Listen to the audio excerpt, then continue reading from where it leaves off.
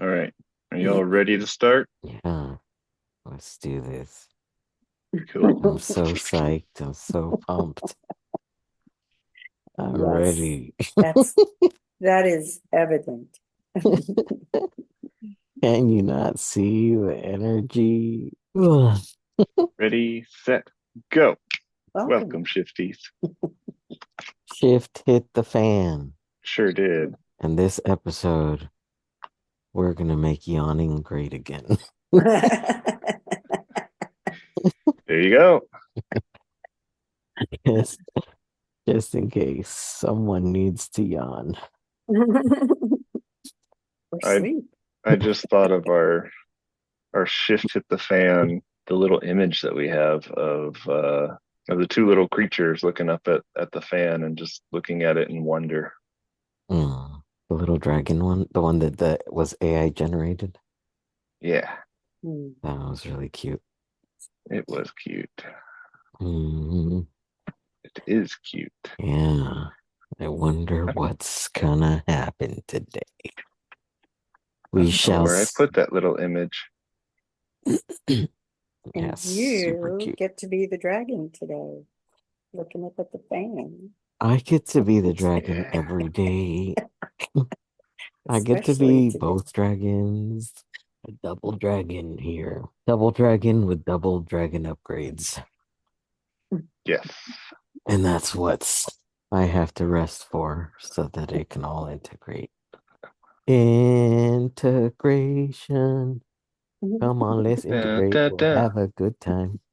Who's got the cards? He's We've silent. got three beautiful cards. We've got the High Priestess, the Wheel of Fortune, and the Ten of Cups. There you go. Kind of got an image there. There's the High Priestess sitting on her throne of divinity, feminine divinity. And we've got the Ten of Cups there and the Wheel of Fortune. The Ten of Cups having two or a couple, a male and a female, above this abundance of cups, this flowing abundance. And then going back to the Wheel of Fortune, we just have the Wheel of Fortune with the sword behind it and snakes at the bottom. There's a moon and a sun at the top, right? Actually, we don't know if Yeah. it's a sun, but it looks like a sun to me. It could be a flower. Yeah, and there's a moon and the sun Don't above notice the, much. or what it looks like that. Moon and the star, I guess, above the high priestess. The high Okay. priestess I see as this figure that is sitting on her throne of divinity, this creative force, being able to call in her manifestations, the things that are in her heart, being able to call and draw upon the energy of the universe, the mysteries of the universe, this dark, creative, and almost destructive force being led by the universe, and both of the universe and her own heart and mind. And then the way we've got it lined up in the Discord chat that we've got is, so the next one's the Wheel of Fortune. So to me, she's sitting on this Wheel of Fortune, this place of making choices and having the outcomes not necessarily be predictable. And in this, we have the sword, which to me represents a kind of a structure, a force that can be held, and then the snakes that to me is a this choice, the path that leads to choice, that and that choice leading to knowledge and experience. And then you have the sun and the moon, which again is kind of the masculine and feminine balance there. And then we have the Ten of Cups, where we've got the male and female joined together in kind of this divine manner, sitting above this abundance of cups. And to me, it says that sitting in our own creative throne requires both making choices, and that which gives us the experience and knowledge, but also being able to have a balance of the structure of the masculine while we have the creative and somewhat destructive force of the feminine, being able to continually flow through that structure and evolution to draw in the manifestations of our heart. I kind of summarize it. What do you guys have to add to it, or what are your deviations from that? The part I like to add to that beautiful picture, and I know this doesn't show it, but not at all. You don't We'll put it in know. the Discord and have it Okay. scattered around for All people to see. right. Oh yeah, And it shows up Instagram, you much a can. little better there. Uh-huh.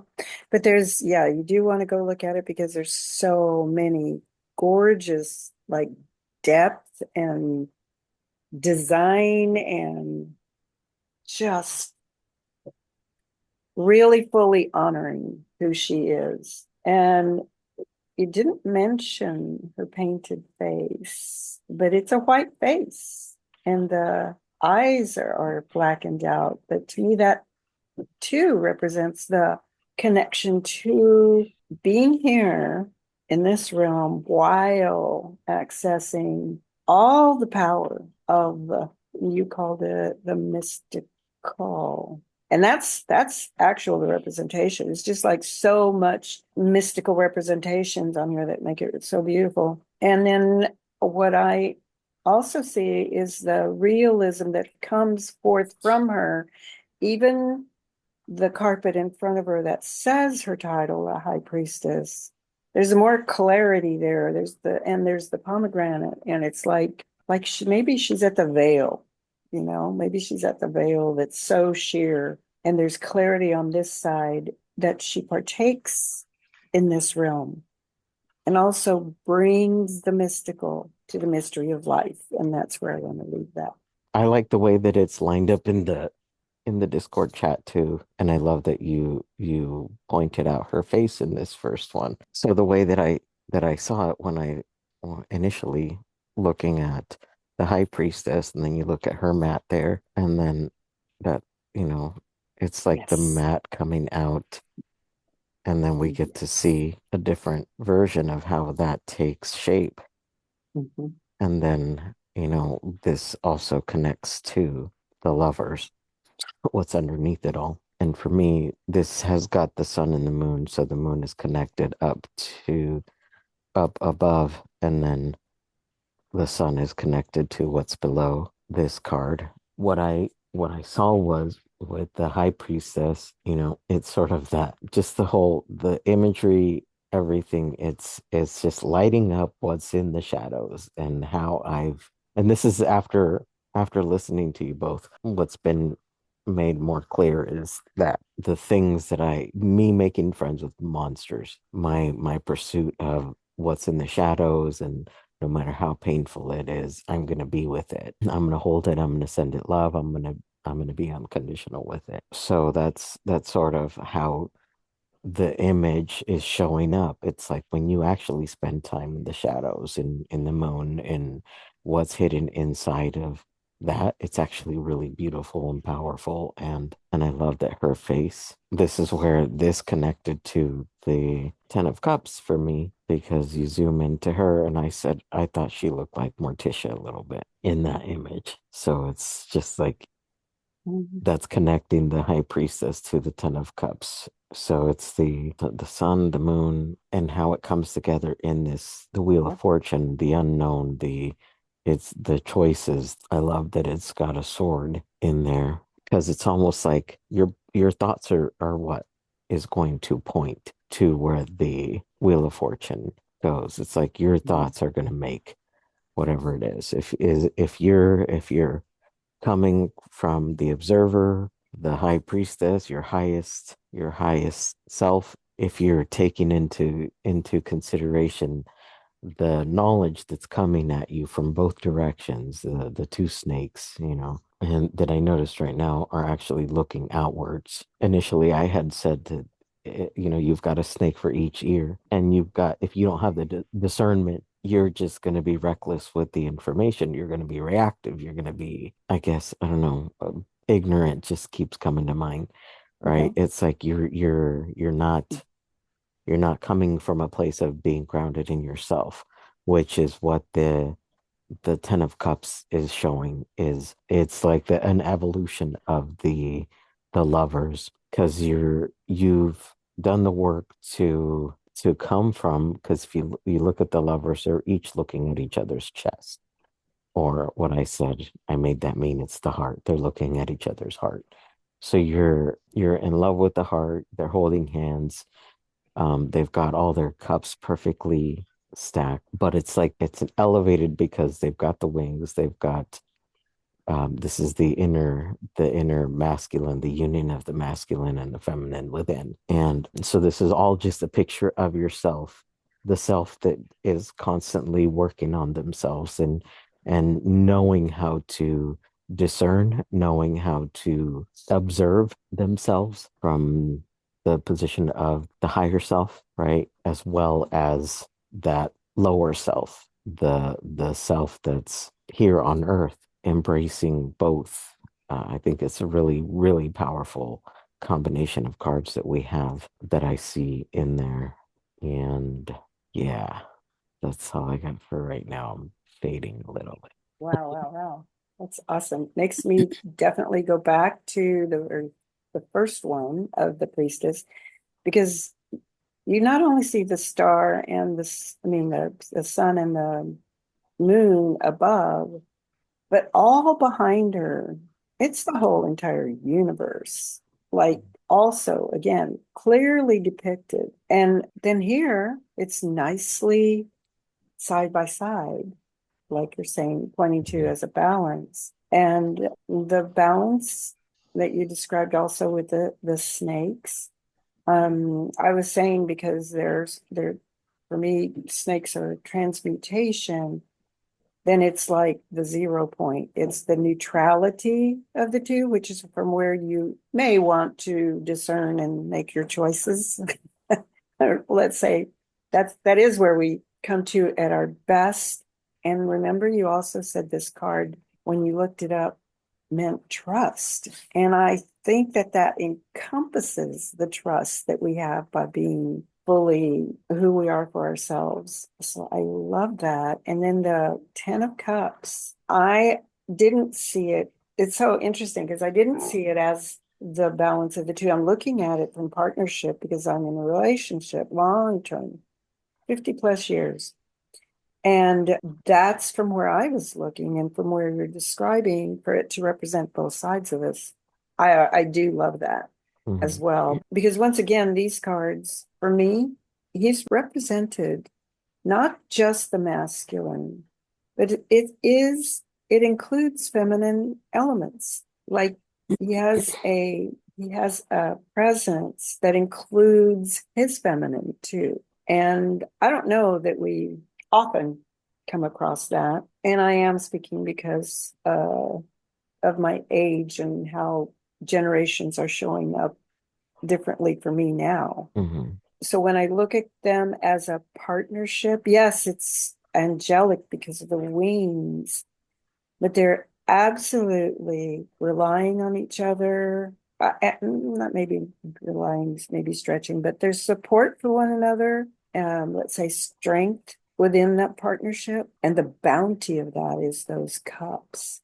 And then, since we were looking a little deeper because we can digitally and open it up and see the details, the stages in the relationship are represented above them. And that is when they've come together. And then that is when I I want to say he's in service to her. So it's like the masculine, it's a time for the masculine to be in service to the human.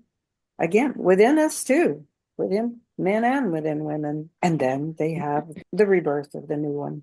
I wanted to say, we could say repercussion, we could say the reproducing. And the energy that I see behind, in the background also, of the Wheel of Fortune. I just appreciate when energy is represented. And that's what it is to me. It's squiggly lines, but for me, it's energy, and it's also spoken here by Elias as like thought patterns. It's all energy. Anyway, yes, beautifully balanced cards with one another, one leading to the other. So great, Mhm. and encompassing all three. I really like the thought with the high priestess with like the universe being in the background. And it reminds me of what Rick Rubin has to say about creativity, with that there are ideas that are in the universe, that are in the outside of, on like on the greater grand scheme of consciousness, the collective consciousness. And if we don't pull in those ideas, if we don't allow those to come into our thoughts and our minds as they come, as they're called to us, then they'll go to somebody else. Somebody else will pull those. And so what I love is that in that depiction of the high priestess is that universe. It's the universal consciousness collective that she's allowing to flow through her. And I think to Avra's point, the darkness and the light and the dark contrast that's happening in here is beautiful, because there's a familiarity with the darkness, familiarity with those things that we hide in the shadows, and a contrast where we bring light into those areas to say, oh, I see what these are. I'm no longer hiding from them. And yeah, they might be painful. They might be um, uncomfortable in some way, but at least we recognize and we've shown a light on them. And there's that light and dark difference is able to create the is able to bring to life the creativity that we have inside of us, to create from like, bring into existence what from nothing, basically. But the nothing really is that light and dark contrast that exists inside of us. And so that's kind of what I was thinking of between what you two were had to say about the high priestess there. Yeah. Now I have a little bit more, because you're like, yeah, we're reaching within us. And to me, it's like excavating the light within us, excavating the spirit light to come through and amplify that out of having accepted and neutralized that dark. Yeah. So then the light can fully shine. And we need that. Well, we are that. We just are that. Yeah. Um, what I thought of as you both, had said your things, Elias talking about contrast and then Soulma talking about the masculine and feminine. I thought of like Carl Jung idea of your masculinity informs your femininity. And this is where he was talking about people talking about masculine men and trying to find the feminine women, but nobody's talking about the people, right? If we only have men and women, where are all the people? And I was thinking about how because we lose the people in trying to find these certain what we think are masculine and feminine, but it's like the way that the feminine is portrayed in the Bible leaves people thinking that it's the woman is to blame, the man is weak, and should be able to learn to control the woman. The man has had to become destructive to be able to control the woman. But there's also that idea, in other sort of thought or beliefs that the female is the destructive, the destructive and creative, which sort of comes through in the high priestess face, painted white, black eyes, and as well as the Morticia looking face in the Ten of Cups, right? She has the ability to create and destroy as well. So it's like one of them is the source of destruction, and one of them is the reason for the destruction. So they're still sort of in union in that way. They're collaborating in that way, as well as one is the source of creation and one is the reason for, right? So they're also feeding into that. One of them has the seed, one of them has the thing that builds the creation, right? So you still have them together making one. And that's where it's beautiful. Is like you include the dark and the light without each other, it's nothing. Yeah. Like Elias said, right? That's where I what went with all that. what you were saying there had made created this picture in my mind that I haven't thought of before. Is in one light, in one way of seeing this, you could see the masculine as our own experience. Like that is the structure that we're sitting upon. That's the history that we're sitting on. And Hmm. the feminine is this new experience that we're stepping into.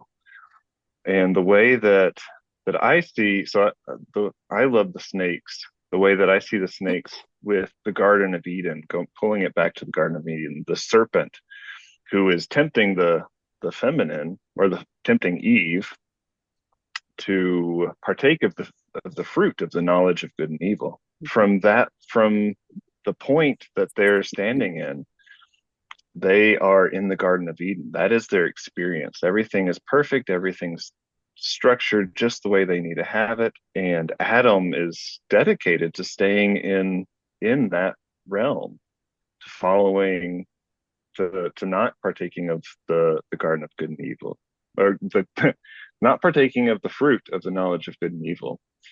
And so Eve goes in and partakes of that fruit, and creates a new experience from them, where they're cast out of that garden.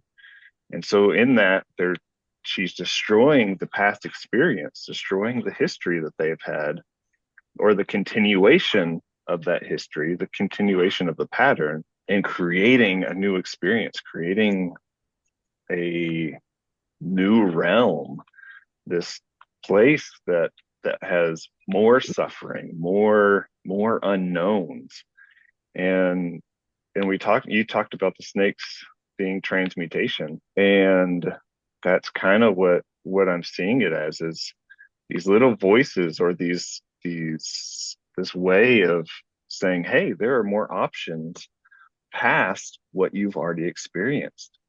Do you want to experience something different? Yes, you'll be stepping into the unknown. You'll be stepping out of your garden, your experience, your history that you've had up until now, and you're going to be gaining a lot more knowledge and experience past your old experience, past your old history, past the knowledge that you already have.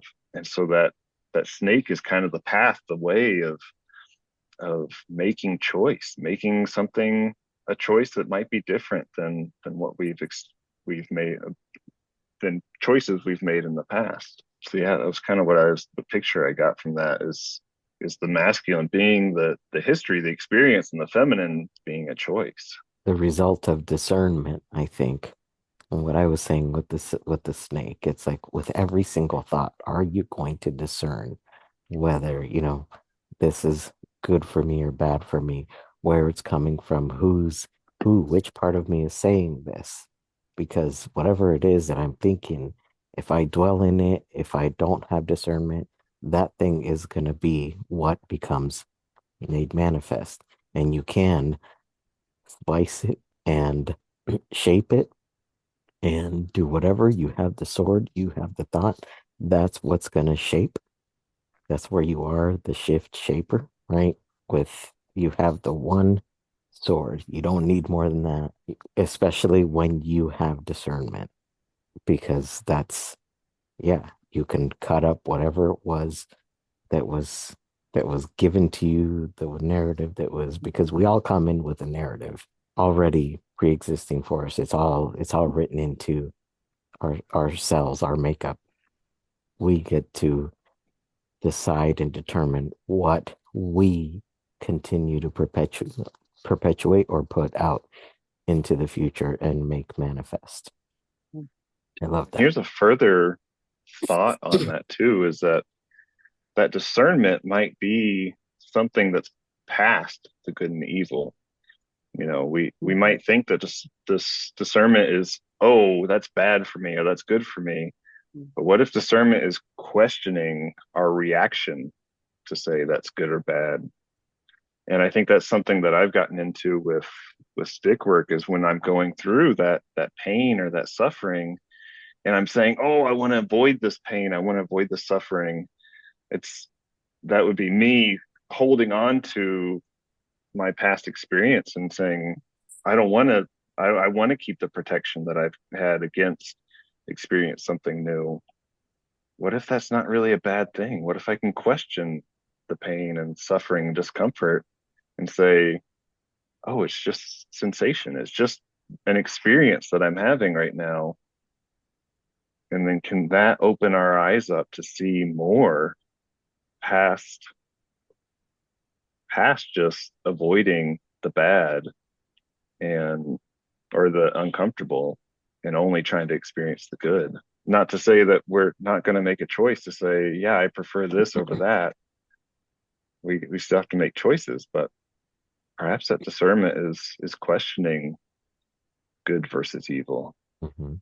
Well, also, why do I say the pain and discomfort is bad Yeah. versus, how do I know? Oh, How do I know this is bad? Like the story that you've told a few times of the farmer and his son, right? And the things that have happened to his son, or the fortune that he either get receives or doesn't, and he just was like, well, we'll see. We'll see how this if this is good or bad. Go Yeah, ahead, Soulma. this Oh, might be something that makes me suffer now, but maybe it's yeah, leading to something better later on. yeah. which in the moment that we're questioning it, though, it's because of fear. If I'm in this much pain now, I don't want to go further. It could be worse. There's the fear of that. It's not just the unknown, it's accompanied by fear, not just of the unknown, but that it will worsen. And often it does. Well, and what's the fear of the unknown? We don't have a fear of the unknown. You can't fear something that you don't know. You're fearing a past projection into the unknown. Mm-hmm. You're fearing your own past, your own experience, rather Yes. than fearing something that hasn't. You have no idea what's going to happen. Well, the fear is based on the past. Yeah. And you Well, can't base it on the future, but well, we're expecting the past again because that's all we know. I beg Right. to differ. As Mm. somebody who's, had memory loss, has lost certain, skills, my one of the fears that I've been confronting and looking at is, what the heck am I going to do when I'm well? Because what it seems like, if I don't have skills, it's if I don't have the things that I used to rely on, if I don't have my memory, what am I going to do with my life? Right?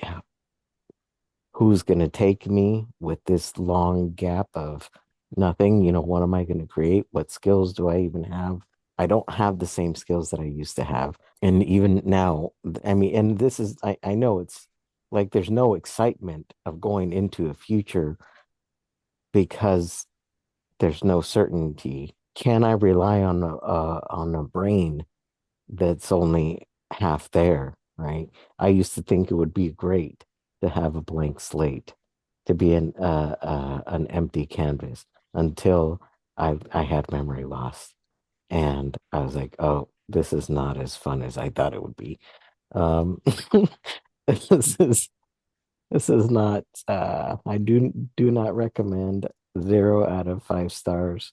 Um, would not do it again. But I think with that, you're still fearing something that you know, the Hmm. concepts that are inside your own mind.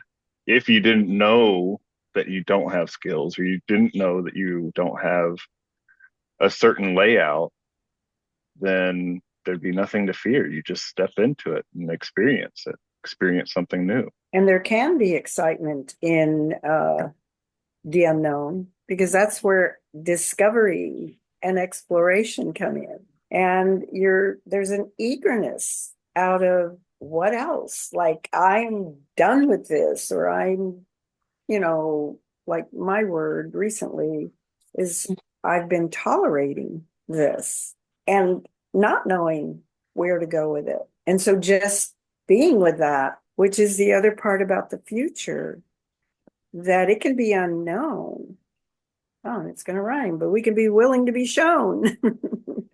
I think it's, to me, I think of a child. We talk about bringing out our own inner child and bringing out and being more childlike in the way when a child enters into the world, they don't know anything. They're developing those concepts. And so they don't have a fear of trying new things unless they've been punished for something, or they've felt the pain of a certain experience. And so that certain experience will make them hesitate, or will make them question, or make them question their own judgment, instead of just stepping in and playing with whatever it is that they have. Oh, I have this curiosity about this new toy. What does it do? I want to see what it does. And they pull it apart, they break it, because they're just curious about what is this thing that they have. And there's no thoughts of failure. There's no thoughts of there's something bad's going to happen to it, until something bad happens, and then they learn that experience. They learn that, oh, that made me uncomfortable. And I think that's something that I have become careful of as a parent, is to say, my kids are having this experience right now.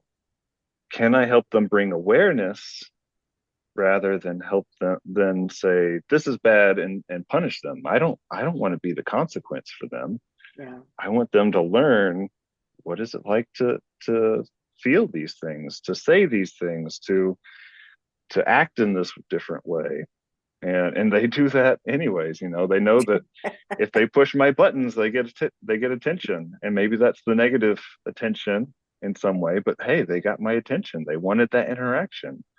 And so they figure out, hey, I'm going to push all these buttons until I get what I want.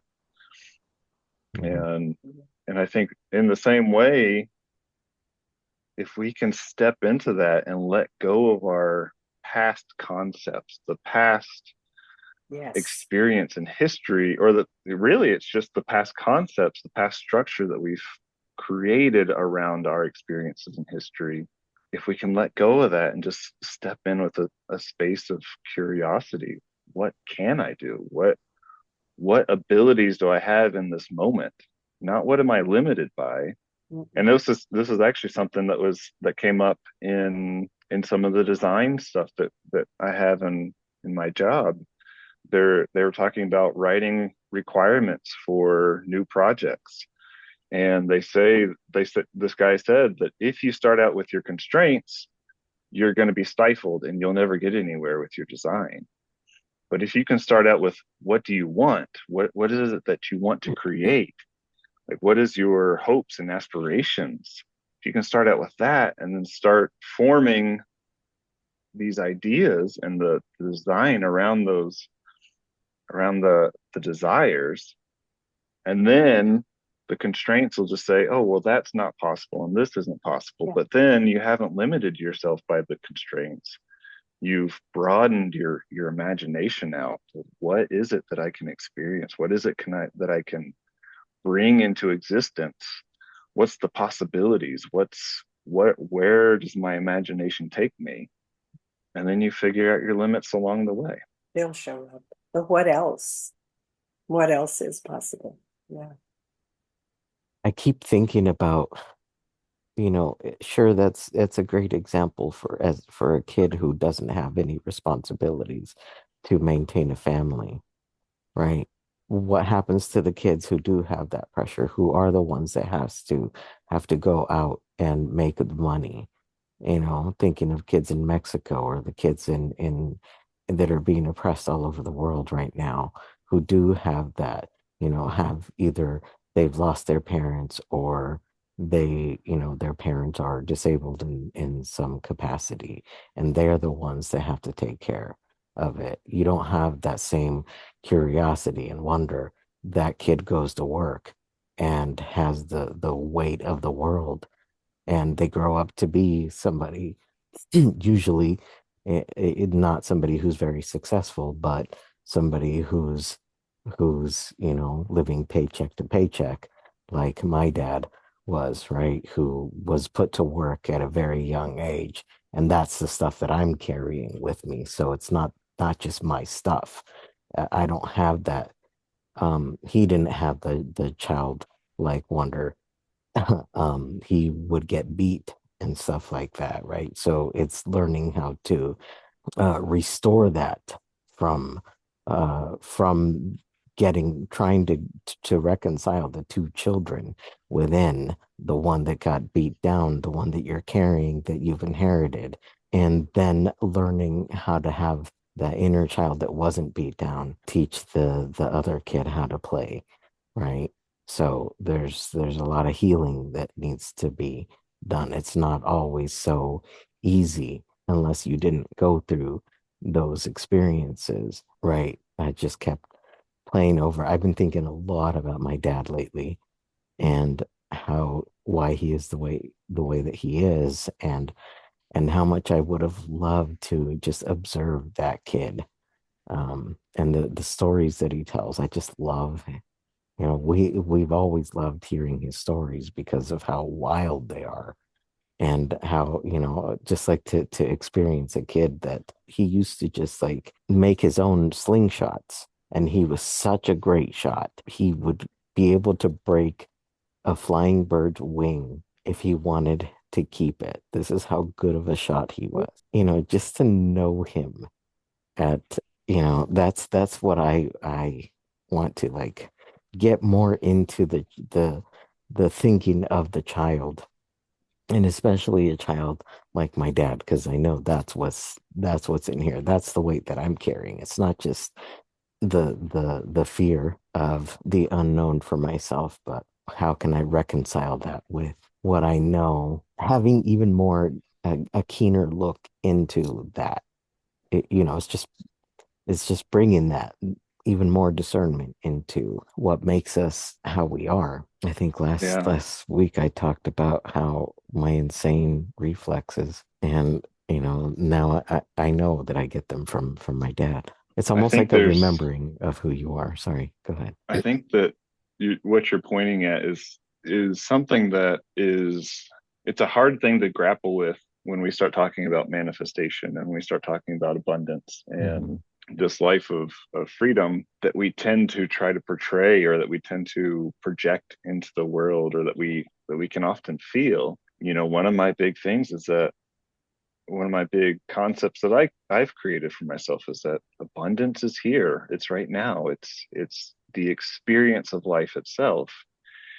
But for so many people, that experience is a experience of suffering, of limitation, of lack of freedom. And I think something that I've come to look at, especially in my own experience, is that these concepts that we create as individuals, as cultures, are ways of protecting us against that discomfort, against those who oppress us, or that there are certain limitations and protections that we create within ourselves, and there's a balance between keeping some of that protection and looking at those concepts and looking at that protection that's inside of ourselves and saying and questioning, do I need that right now? Is that serving me in a way that is beneficial? Do I want to be daring and try something different? And so there's definitely that balance. And whenever I see, for me, having experienced my own protections and having looked at my own shadows and finding what's serving me right now and what's not serving me, has really helped me look at other people, the people that I see that are having bad negative, or what I would consider bad negative behaviors, or behaviors that I don't agree with, and then coming to an understanding of there's a reason that they're doing that. There's a reason that they are behaving in the way that they are, and it's because their experience is different than mine. There's something inside of them that has said, I need to act in this way to protect something that's valuable to me. There's something that is that I don't want to experience, or there's something that I'm protecting from, and this is the way that I need to act. And so for me, it's built in this beautiful understanding of people and how we operate and why we choose the way we choose, even if I don't fully understand all those different things, all those different reasons why we choose those, it at least gives me that understanding that there is a reason behind, there's a there's an intelligence behind every decision that somebody makes, whether it's conscious or unconscious, whether they're aware of it, aware of their full capabilities or not. And I think that's what, for me, manifestation and this alchemical work of this alchemical shadow work is to bring awareness to our full capabilities and what we are actually capable of doing in our own life. I think that totally, this is almost a demonstration of the work that is shown in the cards, right? That discernment, the what it takes to work through the certain fears and or inherited conversations that we have already programmed into us, things that we don't even know why we think the way we think about certain things, like the dice player. I played no part in who I am or who I've become, right? Because, if anything, if any one thing would have changed in our timeline and how we've gotten to where we are this day, if I wasn't in my car accident, if I didn't have this injury, would I still be the same person? Right? It's like the universe is shaping me, but where did my thinking come from? Right? And that these specific things had to happen to somebody who had my thinking, because this wouldn't have worked with just anybody, right? So these happenings are catered just towards us, and I have the discernment that a lot of people wouldn't have under these circumstances, right? So there's that, right? So it's like it's all just, yeah, I think that was a really good display of the discernment, the things that we do need to bring, because it's not always as easy as whatever you focus on.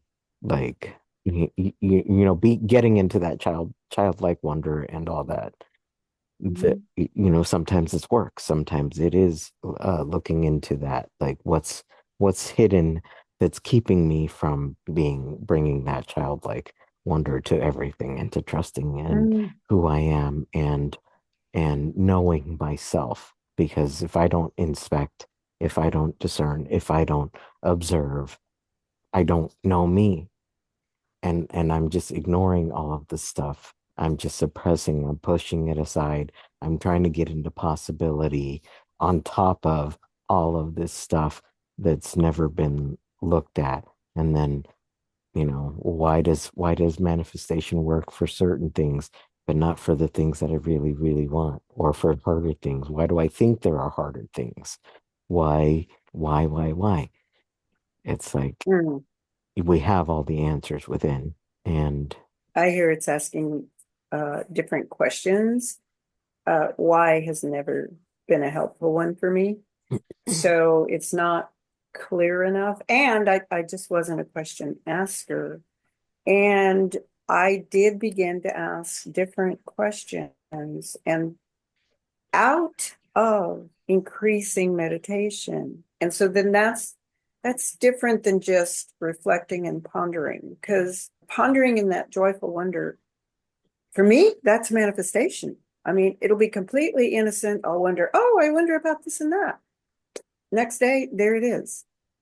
In a sense, that's a better question, even though it's not even phrased like a question. And so I did ask, what is stopping me from moving forward in this commitment that I have? And the next morning, there was an article for me to look at on my phone, like first thing in the morning.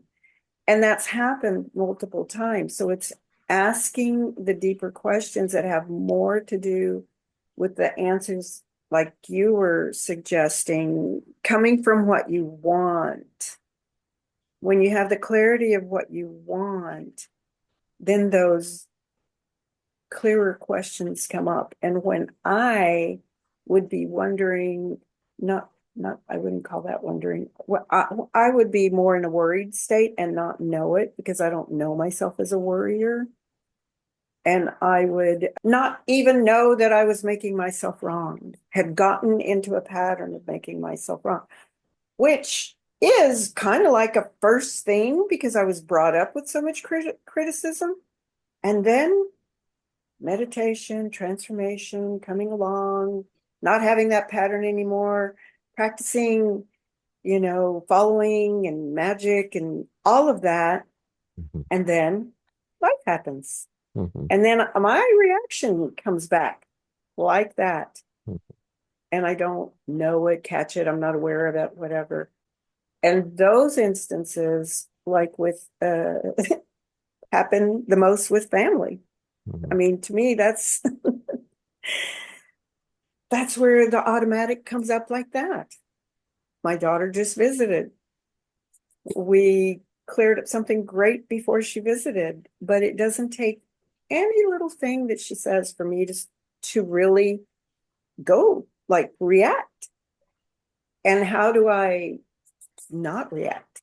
Like know that, okay, there's that reaction. Okay, what else is available right now? Then the work begins, right? And the speaking up of like, let's see, what did she say this time? That was simple. She goes, well, why do you care if what I think? That's a very clear question. And I'm like, oh my God, she's giving me a clue. Mhm. Did you she know, ask why? yeah, yeah, she did, but it's not me asking why. Yeah, What but me if we're asking getting me why I can't ask that right, for if we're myself. getting into the childlike wonder, though, they ask why. Why? Uh-huh. I don't, yeah. My childlike wonder is the why innocently, and I don't say why. So that's why. That's why I'm saying it that way. Yeah. So she says, why does it matter? And I'm like, I don't say anything. I just go off and I'm kind of like, okay, that's a good question. I'm gonna, go around with that. And then I went, okay, if it doesn't matter, I bought a little sound drum, steel sound drum, and I took it and just went off by myself. And I was out by the garden area and just played and played and played and played. And then I walked in after I was done. It was about 15 minutes. And I don't know how to play. It was really, really playing with it, playing and hearing the tones, which is what I loved. And then when I walked by in, she goes, oh, something like, oh, you were playing the drum. And I go, yeah, it was fun. And then that was that. And we were good. So that doesn't mean that I still didn't deal with my own self on that, Mhm. whatever she says and how I react, because that is absolutely from my childhood, not from her childhood, from Mhm. mine. So anyway, there's all that discerning and stuff to do on the spot. And I use again family because that's the one that's takes me out the quickest. We can be the other, she did say too, this is the second time she said this, like in a year, you're not my friend, you're my mother. And to me, that's not okay with me, but for her, it's nothing. So yeah, yeah. Yeah.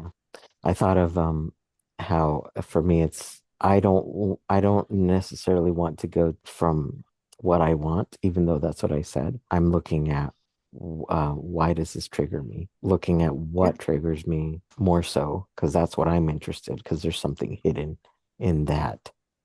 So it's like spending all this time in the moon.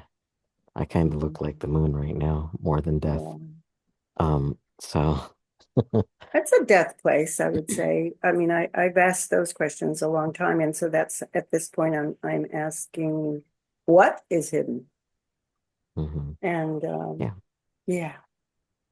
Yep, So that's what I want to know. those What's are hidden? valid. What is hiding in this? Why am I triggered by this? Who's being triggered? It's not just the why, it's all of them. Where did this come from? When did it start? Oh yeah, Oh, yeah. I'm I clear. I'm I've clear about that part. For me, anyway. Go ahead. I see why as a logic question. Ah, And so kids that are starting to ask why, they're starting to realize that there's logic in the world, that there's reactions to different things. And Mm. I've started to see logic as illogical, meaning that when we are trying to put logic together, they are patterns that we have formed in our own mind to connect the dots for why, to try to understand the reactionary step. But again, it comes back to they're just the concepts that we've created in our mind, and they're a lot of times they're limited in a lot yes. of ways. And so I love that question of what, and just trying to bring it down to the simple form of, well, what happened? What exactly happened? Like, what did I sense? And then from that sense, oh, I reacted in this way. And we've stated this, I think, a few times that in the past, where we say once you know something, then it's a choice. Like, then your behavior, once you recognize a behavior, it's a choice after that. And I've found that to be almost like I almost don't agree with that completely, because just because you have awareness of it doesn't always mean that your body is in the same realm of being able to choose against it. But it brings awareness so that you can start to recognize, oh, maybe I want to try something a little bit different. And so Mhm. it can start to lead us outside of that choice, that behavior that we've created, or that behavior pattern that we've created within ourselves, and start to help us move in that direction. But a lot of times we can't. it's it's hard to condition ourselves out of those conditioned behaviors that we have within us. And so Yeah. it's not always completely a choice, but it does it does open the door to start creating a choice in a lot of ways. And Mhm. so I think what I start to see with it, and what I see with the work that, especially with my mentor, he really takes, because cognitive behavioral therapy, especially with like psychologists, they're always looking at the why. And, well, not always. A lot of them have looked in the past have looked at why is this happening. So we explore these mental thoughts and breakdowns, but then we forget that there's a what. There are these sensations and behaviors that are within us that we also have to interact with. And there might be a why behind the unconscious behavior or be unconscious sensations. But if we break it down into, oh, I'm just feeling this, I'm having these senses right now, Mhm, mhm. can I calm my nervous systems to react in a different way? And so it kind of changes it a little bit to outside of the concept and deals with the direct interaction with truth and existence of, this is how I'm sensing and perceiving this direct experience of life. Yes. And it just goes kind of past the why in a lot of ways. The why is really helpful, and I I think it's an important and Yeah. helpful concept in Yeah. a lot of ways. But we still have to deal with, my body's reacting in this way, and I've got to figure out a way to calm my nervous system so that I can make that choice, so that I can see it differently, so that I'm not continuously just fearing this and blaming this external thing on my internal behavior on this external input. I think that that speaks to like Excellent. for why is like for me part of the process is Yeah. that why gets me back to the kid who's asking the question, right? It immediately takes me to the source, and I'm pretty quick at finding the source of the suffering or the trigger or whatever it is. And I think that maybe it's why it's because it bring, because I know that's part of the process, right? It's Yes. not necessarily how I'm looking at it from an adult perspective, but I want to get myself into the thinking of that child who made it up, Hmm. who Yes. made up the issues, to understand how she got to that conclusion and what she needs from my grown up me to get her through that in a way that she can understand. Yeah. However I said it, for me, it's like I find it wasn't useful for me anymore. Mm, I s- and I don't know that I ever asked why because like you're saying though, you kind of instantly go there. I'm used to maybe that's even part of the skill of why, of like how quickly do you mhm. find it, Yeah. and so I think the intuition around that was in place to where I didn't necessarily have to ask why, but it'd take me there.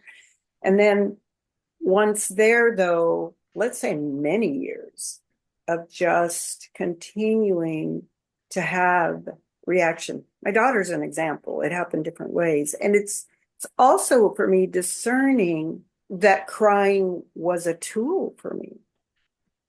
It's a tool that's worthy to honor. But as a child, it was because I knew I couldn't do anything about it. I knew it'd be just there. And now at this point, years later, even using it to help other people, it's like, no, what are the parts that are left that I'm when that trigger happens, I can see what's next because it's been many times over that I would just burst into tears there and not really know what to do with it myself, much less interact with whoever else, I'm interacting with in the first place. So it wasn't, like at least with my daughter, we can both be in that space of we know we're getting through this. Whether even if it's takes something for the communication to happen. And I also afterwards though is like I once she was gone on the airplane, I was like, got home and I was like, I cried and I thought, there is a part of this relationship that just is absolutely dead. I mean, like is gone and it's to say goodbye to. And so I grieved for that. But again, I don't know what's next. And when you were talking about choice, I thought, you know what? Yes, it is helpful to have the knowledge. That only makes it available. And we might forget again and again and again, even though it's available. And then one time we'll remember, oh, it's available. I knew that. I got that. Or however many times it takes. It's all part of it, the parts that work for us and the parts that don't, that we stay in and all of it. It's our path. For me, that is all developing compassion. Yeah, go ahead. and all we're doing is just experiencing this life and Yes. experiencing all the different sensations and combinations of sensations, and it's continually new and continually evolving, and I find it quite beautiful Yeah. just to see how many different ways we can live in one body. I think that was the blessing of those cards that we got today. It was like Mhm, almost like the highest part of each. Very mhm. great. I'm done. Yeah, we're done. Awesome. Well, shifties, that's what we got for you. Hope we shifted some stuff and help clarify things and bring some light to the dark and some dark to the light. Yeah, All the we fun, go different navigations of it all. That's right. as we shift along. Much That's right. love and go be the shift. I hope you Be the enjoyed this shift. shift. I'd love to be the shift. That's good though. That's some Yeah, good shift right here. All right. that's right. Okay. Love you. The end. Love Love you. The you. end.